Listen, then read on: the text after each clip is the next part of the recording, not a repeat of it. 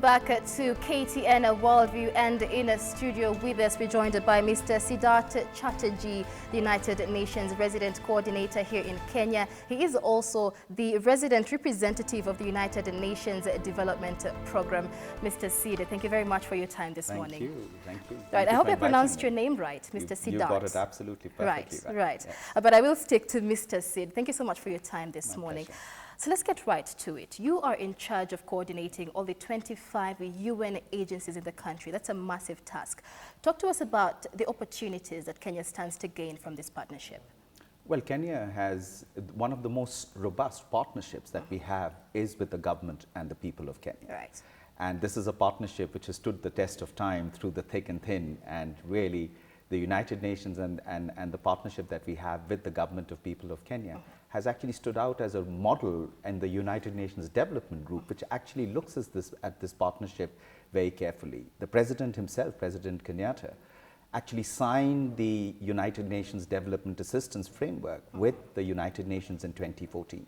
And guess what? Every year he oversees what kind of progress is being made. So it is a robust partnership, and this is a partnership all of us genuinely believe in can be transformative, not only in the achievement of Vision 2030, but in ensuring that we implement the Sustainable Development Goals. Absolutely, absolutely. But even as we say that, and even as the President did sign, several documents with the United Nations, during the World Leaders Summit in July this year, he did sort of hit out at the United Nations in terms that it is churning out millions of monies for projects in Africa, but these projects many times yield little because of little or no government consultation. So is that one of the challenges that the UN is facing, and is there that consultation with African governments? The UN, like any other institution, is constantly evolving. After all, this was an institution when it was created, was meant to really make sure that the world saw global peace. Right. But over time, it has kind of evolved and has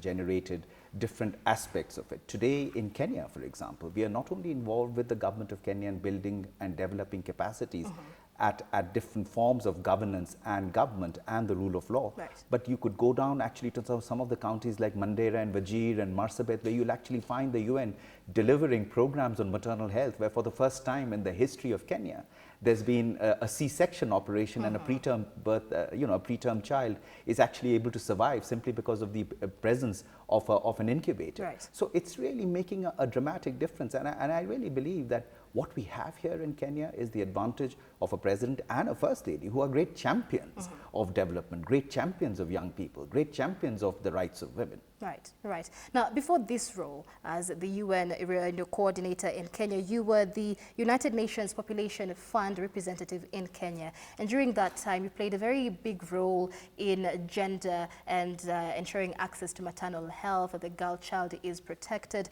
And I took a look at your Twitter as well. You've declared yourself a feminist on your Twitter page. Talk to us about your work in gender equality. Well, first of all, I'm proud to be a feminist. I genuinely believe in the equality of sexes.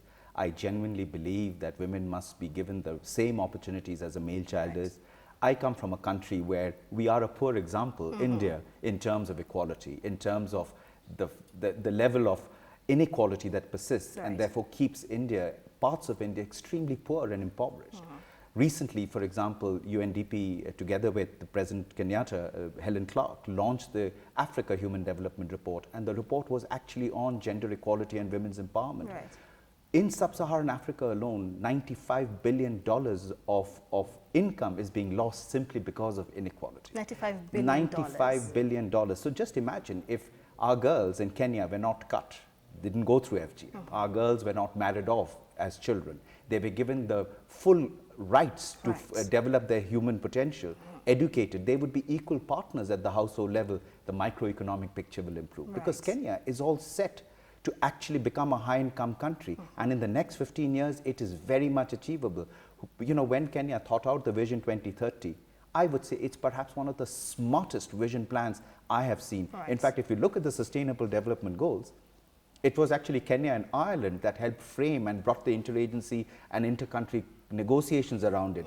If you look at the Sustainable Development Goals carefully, it actually echoes parts of Kenya's Vision 2030. Absolutely. So, to me, what was important was when I came here in 2014 was to look at the dire situation Kenya was in particularly on the issue of maternal health. That's precisely why the First Lady of Kenya launched the Beyond Zero campaign. You know, she was not insensitive to a major part of Kenya's population, which was really the underdog, you know. So the tragedy of maternal health, like James Macharia, the former Cabinet Secretary of Health, said, he said, you know, Kenya dropped the ball on its women. Right. You know, that sort of acknowledgement shows there was a political will to correct that. So as the UNFPA representative, I felt it was important to first of all analyze, and we found 15 counties of Kenya out of the 47 contributed to 98% of the maternal deaths. Wow. And we got those 15 county governors together, the First Lady of Kenya, the Ministry of Health. We got the governors of these counties together, and in 2014, August 27th, they actually signed a communique to advance maternal health, to improve the situation of the girl child. This was immediately followed by a meeting with the parliamentarians. And finally, the president inaugurated a meeting last year in March with the religious leaders from these counties, who we see faith-based organizations and religious leaders play a critical role. And there was a call to action. In fact, Sheikh Adan Bachu, who's the chairman of the Interreligious Council, was recently recognized by the UN on UN Day in a runners-up for being a champion on the issue of maternal health. So I think what we've got is a good convergence of partnerships, both at the political level and at the implementation level, to see things are changing. And we are actually seeing things change. We are seeing things change in counties like Mandera and Wajir and Marsabit and Lamu and Migori and Isiolo. Right. These 6 alone contribute to 50% of Kenya's maternal deaths. But the change is dramatic. Absolutely. Now, having said that, having spoken about the Vision 2030, of course, gender equality and access to maternal health are some of the visions or the goals under the Vision 2030. But how realistic is it? Is Kenya on its way to achieving that deadline? I think so. I think look, there are 3 things that you need to get Vision 2030 done, to get the Sustainable Development Goals in place. And I call them the 3 Ps. Right. The first P is political will, fantastic political will. I wish we could clone your First Lady and take her to India, for example. India would suddenly make a lot of progress on issues of public health where we are still woefully inadequate, for example. So there is a strong political will, both at the heads of state level, the First Lady, but at the county level. The governors are doing, I mean, you know, whatever be the news in the papers, I see them on a day-to-day basis. I see these county governors who are working tirelessly to make a difference in the spirit of their counties, and they also realize that if they don't deliver for their people, they'll be thrown out of that seat. So I think it's a good thing. I think devolution was the best thing to happen. So politically, great place. Policy-wise, I think Kenya has got some of the best policies in place. Look at your constitution. It's a constitution worth dying for. Right. I mean, I recently wrote about the constitution, and I wrote about the fact that, you know, here is the deputy president of Kenya. Here is the, you know, the minister for Kianjuri for planning and devolution, who are actually pushing for the Public Benefits Organizations Act. Right. You know, that is the kind of political will we are looking at, and the policies that are coming into place, the policies on free maternal health care, the policy on anti-FGM and making it criminal to do practice that. I think it's great policies. It's about how to ensure that we implement it and it's embraced by everybody. And finally, it's partnerships. I think the partnership that we as the UN family have with the government of Kenya is not just exemplary on all counts, but that partnership also includes civil societies, the vibrancy of Kenya's private sector. You know, it's a range of multilateral organizations. And look at, you know, development partners such as the United States, such as, you know, Great Britain, such as the Nordic countries, China, Turkey. All of them have come into this, and all of them actually formed and forged a development partners group, working closely together with the World Bank, the IMF, with the government of Kenya, because everybody really believes. And let me say this very categorically, this partnership is crucial because we need a Kenya in a region which is seeing challenges. There's a lot of instability around. You've got the Somalia, you've got the South Sudan, you've got the neighboring countries which are seeing major challenges. Absolutely. We need a beacon of hope. Kenya can be that beacon of hope, and Kenya can actually be a good example for people to say, look, if Kenya can do it, why can't we? So for us, as the UN, we are proud of this partnership that we have with the government of Kenya and the people of Kenya, but we do want to see Kenya as that beacon of hope, of democracy, of development, of rights, of equality, where women are empowered, where girls are empowered, and we see a country which is actually set to become a high-income country in the next 15 to 20 years. Yes, and to do that, we just need political will, policy, and partnerships. Exactly, the three Ps, and they are already in place. Now it's a matter of giving it more momentum. Absolutely. Right now, other than gender and being a feminist, you're also very passionate about working with the youth. Kenya has one of the fastest growing populations in the continent. 60% of the population is below the age of 24. And there's been a lot of optimism that Kenya could benefit from a demographic dividend of that age between 15 and 20, that in a few years to come, if we benefit from the demographic dividend, we could have, an economy where the GDP is 12 times higher than what we have now. Talk to us about how to best achieve or,